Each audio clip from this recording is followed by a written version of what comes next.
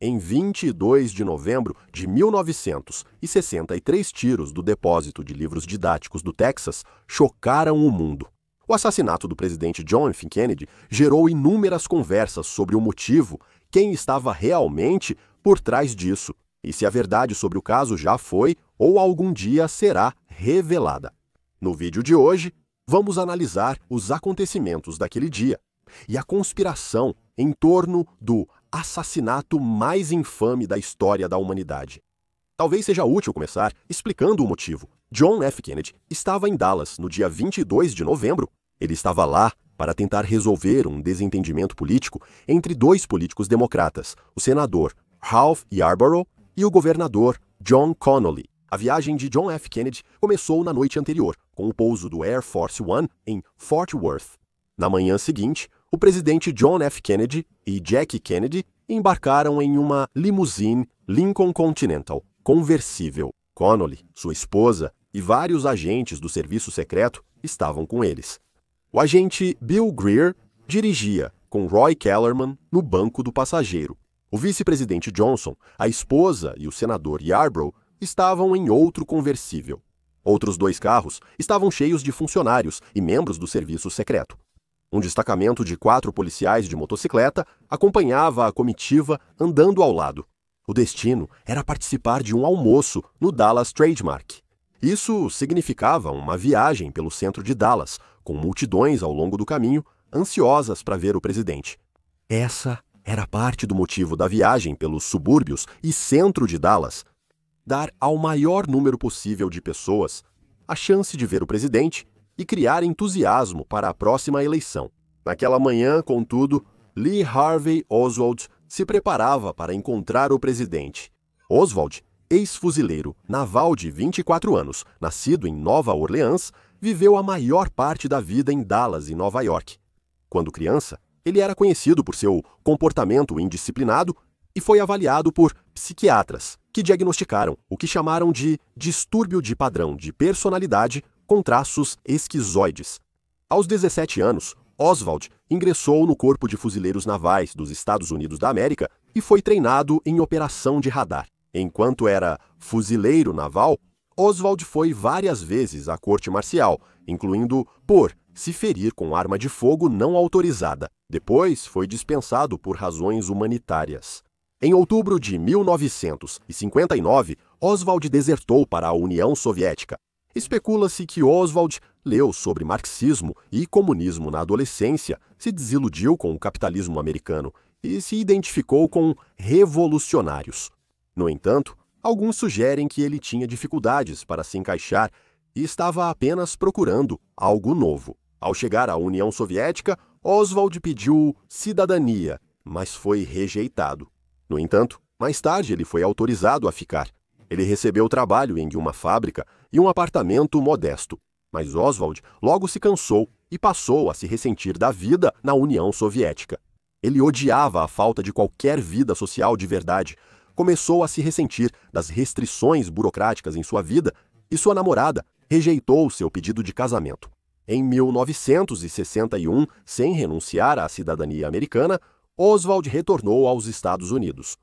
Ele retornou à América com sua nova esposa, com quem se casou. Após 6 meses de namoro, Oswald teve dificuldade para manter emprego fixo e passou a agir de forma errática. Em abril de 1963, 6 meses antes do atentado, Oswald tentou matar o general Edwin Walker. Nenhum suspeito foi identificado na época, mas agora acredita-se que Oswald foi o responsável. Concluiu-se que ele mirou o general Walker devido às suas fortes opiniões anticomunistas e segregacionistas. Após essa tentativa, a vida de Oswald só piorou. Ele se afastou da esposa, vivia na pobreza em Nova Orleans e tentou se conectar com comunistas cubanos. Em setembro de 1963, ele foi ao México para buscar visto e autorização de viagem junto a autoridades soviéticas e cubanas. Durante esse período, a CIA monitorou Oswald. Ele ganhou notoriedade ao desertar para a União Soviética e, por isso, era vigiado. Em outubro, Oswald mudou-se para Dallas, onde conseguiu trabalho no depósito de livros didáticos do Texas. O FBI em Dallas recebeu o arquivo de Oswald e logo entrou em contato com ele. Eles se interessaram por suas viagens à União Soviética e embaixadas cubanas no México, suspeitando que fosse espião. Também falaram com sua esposa. Oswald ameaçou o FBI para que parassem de incomodar sua esposa, dizendo que só deveriam falar com ele. No entanto, Oswald nunca foi visto como uma ameaça à segurança. Oswald nunca teve seus detalhes enviados ao serviço secreto durante a investigação e os preparativos para a visita de John Fitzgerald Kennedy. Na manhã de 22 de novembro de 1963, Oswald levou para o trabalho um pacote grande que disse aos colegas conter varões de cortina. Na verdade, continha um rifle de 65 mm comprado por Oswald sob um nome falso em um catálogo. Na mesma época, o serviço secreto decidiu qual carro seria usado. Foi decidido que uma limusine conversível seria adequada, já que era um dia quente. O trajeto que a carreata seguiria havia sido publicado nos jornais com antecedência. Cerca de 100 a 50 mil pessoas iriam se alinhar nas ruas, a maioria delas feliz em ver o presidente. O conhecimento do trajeto presidencial permitiu que Oswald escolhesse onde observar. Um cômodo no 6º andar do depósito, de frente para a Rua Elm, estava lotado de curiosos prontos com câmeras e gravadores. A rua era ladeada por gramados e pelo agora infame Grassy Knoll. Às 12h30, a comitiva presidencial entrou na Rua Elm. Oswald disparou o primeiro tiro, com visão clara do carro em movimento de seu ponto de observação. O primeiro tiro errou, mas a segunda bala atingiu John Fitzgerald Kennedy na garganta. Kennedy se curvou e levou as mãos à garganta e ao rosto. Connolly também foi ferido, com uma entrada de bala no ombro direito e saída no peito, quebrando suas costelas. Connolly, ao perceber o que estava acontecendo, disse: "Eles vão matar todos nós." Os membros do serviço secreto acharam inicialmente que o barulho do rifle era um rojão ou um carro estourando. Mas então, um terceiro tiro foi disparado. Esse tiro atingiu Kennedy na cabeça, fazendo seu crânio explodir. O agente do serviço secreto, Clint Hill, que estava ao lado do carro de trás, correu até o carro do presidente e pulou na traseira, enquanto ele acelerava. A primeira-dama tentou alcançar o porta-malas da limusine para pegar pedaços do crânio do marido. O agente Hill, então, empurrou Jack Kennedy para dentro do carro e cobriu o corpo do presidente com o seu próprio, enquanto o carro acelerava em alta velocidade. A primeira-dama, então, teria dito: "Eu tenho o cérebro dele nas minhas mãos." Enquanto a limusine seguia para o Hospital Memorial Parkland, Oswald tentou fugir. Ele escondeu o rifle e desceu rápido as escadas até o refeitório do 2º andar. Nesse momento, um policial de moto já havia entrado no depósito após testemunhas verem um rifle no prédio. O policial sacou sua arma contra Oswald, mas o superintendente do depósito garantiu por Oswald, dizendo que ele trabalhava lá. Oswald conseguiu continuar sua fuga e saiu do prédio. Mantendo a calma, ele conseguiu andar cerca de 7 quarteirões até embarcar em um ônibus. Na multidão, muitos se jogaram no chão ou protegeram entes queridos. Muitos olharam para o morro gramado ou para o pátio ferroviário, achando que o atirador estava ali. A polícia revistou as áreas, não achou nada no pátio ferroviário, mas encontrou o rifle de Oswald no depósito de livros. Enquanto isso, o carro do presidente chegou ao Hospital Memorial Parkland, felizmente a poucos minutos do local do tiroteio. Notavelmente, o presidente ainda estava respirando, mas havia perdido muito sangue. Jack Kennedy, a princípio, lutou para soltar o marido, ainda segurando a cabeça dele em seu colo. Quando os médicos tentaram salvar o presidente, ficou claro que pouco podia ser feito. Sem pressão arterial, com ferimentos graves no pescoço, cabeça e sem movimentos voluntários. Nenhum reparo foi feito no ferimento na cabeça, pois era evidente que não havia chance de sobrevivência. Às 13 horas, o presidente foi declarado morto. Enquanto isso, Oswald continuava sua fuga. O ônibus que ele pegou ficou preso no trânsito. Então, ele chamou um táxi, que o levou até uma pensão. E ele chegou lá por volta de 10 para 1. Lá, Ele trocou de roupa e pegou seu revólver Smith & Wesson, calibre 38. Nesse momento, a polícia já buscava o assassino em todo lugar. Eles também tinham descrições de testemunhas que tinham visto o suspeito atirador na janela do depósito de livros. Um policial, chamado John Doyle Tippett, encontrou Lee Harvey Oswald enquanto patrulhava e dirigiu ao lado de Oswald enquanto ele caminhava pela East 10ª Street. Percebendo que ele correspondia à descrição do atirador, houve uma breve troca de palavras. O policial Tippett saiu do carro e foi até Oswald. Nesse momento, Oswald sacou seu revólver e disparou 3 tiros no peito do policial. Enquanto o policial estava caído, Oswald atirou em sua cabeça, matando-o na hora. Oswald seguiu em frente, mas logo foi visto agindo de forma suspeita perto da loja de sapatos Hardy. O gerente da loja percebeu que Oswald evitou um carro de polícia se abaixando na porta da loja. De lá, Oswald foi seguido até um cinema e conseguiu entrar sem pagar ingresso. A polícia chegou em seguida e foi informada sobre o comportamento estranho de Oswald. 12 policiais cercaram Oswald enquanto ele estava no cinema. Durante a briga, Oswald tentou disparar seu revólver novamente, mas foi impedido por um policial. Por volta de 1h45, Oswald foi preso. Ao ser preso, ele supostamente disse: "Acho que agora acabou." Testes iniciais indicaram que ele atirou recentemente. Testemunhas do assassinato do policial Tippett apontaram Oswald como o assassino. No interrogatório de 12 horas, Oswald se recusou a dar informações. Ao ver fotos do rifle que matou Kennedy, ele negou até possuir a arma. Quando Oswald viu fotos onde aparecia com o rifle e o revólver dos assassinatos, negou sua autenticidade, dizendo que eram forjadas e seu rosto havia sido inserido. Oswald insistiu repetidamente que nunca atirou em Kennedy ou no policial, recusando-se a responder a qualquer pergunta. Ele afirmava que era apenas um bode expiatório, armado ou incriminado por outras pessoas. A alegação de que ele era apenas um bode expiatório virou base das teorias da conspiração que logo surgiram. Após a morte de Kennedy, o vice-presidente Lyndon B. Johnson foi empossado como presidente. Johnson embarcou no avião Air Force One e fez o juramento de posse, mas ele usou o livro de orações de Kennedy, confundindo-o com uma Bíblia.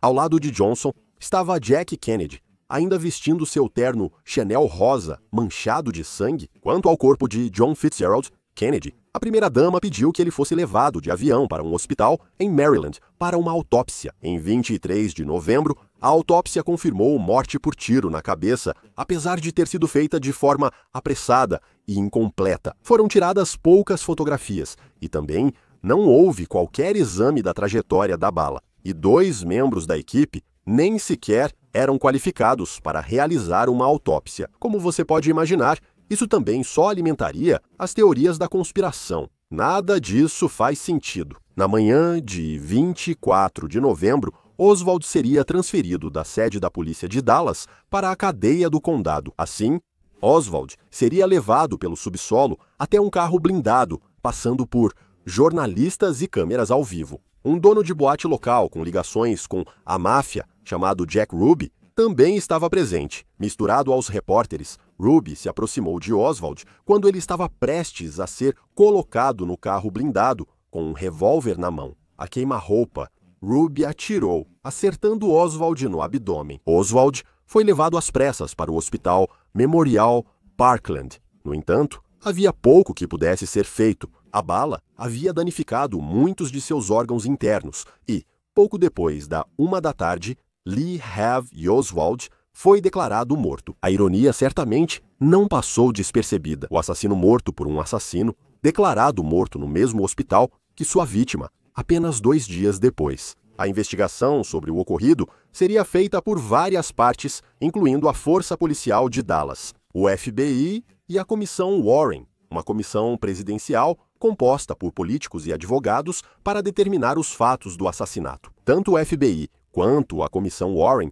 concluíram que Oswald agiu sozinho. Nenhum motivo explícito jamais foi apresentado, além dos laços de Oswald com a União Soviética e sua aparente crença no comunismo. Dezenas de milhares de entrevistas foram realizadas e milhares de relatórios compilados analisando todos os tipos de evidências. Uma das principais evidências foi um filme feito por Abram Sapruda. As imagens capturaram o momento do assassinato de Kennedy. É realmente uma filmagem notável que registra um evento histórico importante, porém é profundamente perturbadora. Uma constatação importante do FBI e da comissão foi que Oswald havia disparado 3 tiros. O primeiro errou, o segundo acertou o presidente e o governador, e o terceiro atingiu a cabeça do presidente. Essa segunda bala, que atingiu o presidente e o governador, ficou conhecida como a teoria da bala única, às vezes também chamada de teoria da bala mágica. O que se afirma é que uma bala atingiu Kennedy, saiu dele e então feriu o governador. Tudo em um único trajeto contínuo. Estranhamente, a bala foi recuperada quase intacta, sem grandes quebras e sem muitos danos visíveis. Céticos afirmam que a física real e a anatomia humana tornam improvável que uma bala atravesse vários órgãos e ossos e ainda assim parecer intacta. Por causa das restrições de tempo e da rapidez, Oswald teria que ter disparado 3 tiros com um rifle de ferrolho. A teoria da bala única é essencial para sustentar a hipótese do atirador solitário. Sem isso, talvez não houvesse tempo para que balas diferentes atingissem Kennedy e o governador, como afirmou a comissão. Há inúmeras conspirações sobre o assassinato.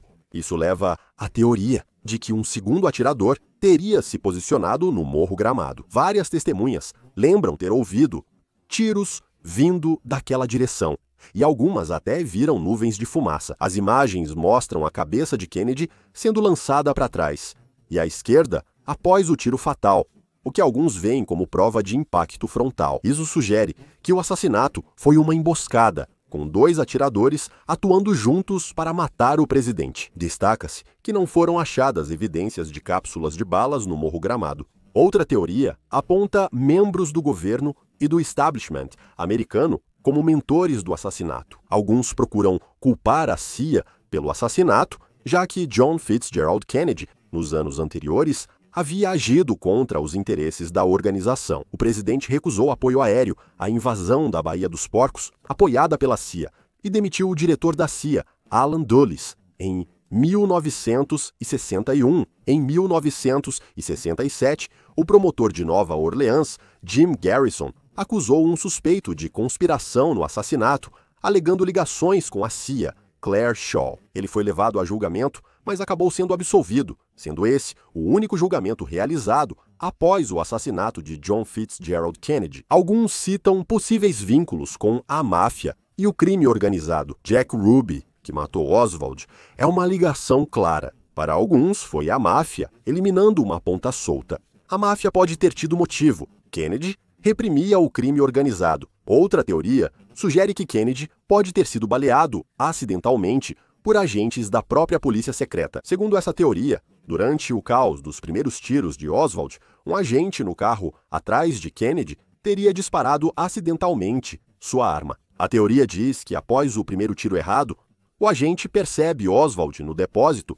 e pega seu fuzil AR-15, que estava embaixo do assento. Ao levantar a arma, o segundo tiro acerta o presidente e o governador. Ambos os carros, então, aceleram em resposta, fazendo com que os agentes no segundo carro fiquem desequilibrados. Devido à aceleração dos carros, o agente desequilibrado perde o equilíbrio, cai para trás e dispara sua arma acidentalmente, justamente quando ela está alinhada com a parte de trás da cabeça de Kennedy. Esse disparo não intencional pode explicar por que pouco foi feito na autópsia em relação à trajetória, numa tentativa de encobrir o trágico acidente. Teorias da conspiração sempre surgem, principalmente quando há evidências incompletas e depoimentos divergentes de testemunhas. O assassinato de John Fitzgerald Kennedy foi um evento monumental.